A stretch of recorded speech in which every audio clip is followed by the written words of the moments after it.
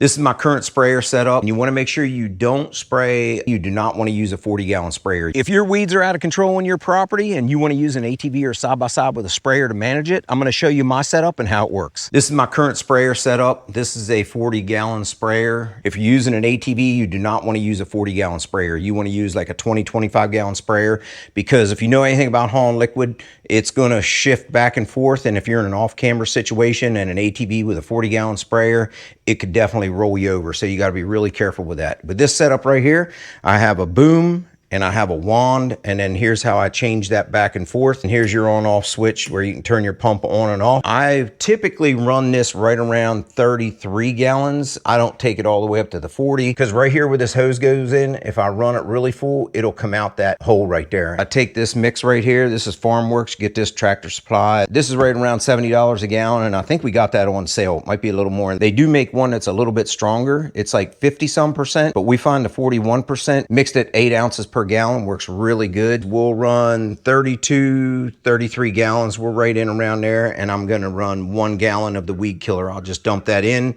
You want to make sure you put your water in first, then you add your weed killer. Then you want to spray some water in there to mix it up and get it activated, and you're ready to spray. You definitely want to make sure you secure your tank. Sloshing back and forth, it will definitely move this tank around if you don't have it secured. These are the Smart Strap retractable straps. They're rated up to a 500-pound workload. So these straps are plenty for what we're doing here. They're super easy to use. These go out 6 foot, so I have plenty of webbing, and then I just crank it up, lock it down, and that's secured, and you're good to go. And you want to make sure you don't spray a day before it rains. You want to make sure you've had a few days of no rain, so that way those weeds and grass are really thirsty, and when you spray it on there, it's going to suck it up. And then you want to give it a couple days to let it soak in there and do its job. You don't want to spray it and then have it rain the next day, because then it's not going to work as good. Well, there you go, guys. I hope that helps you out with your weed management. If you got any questions, feel free to hit me up.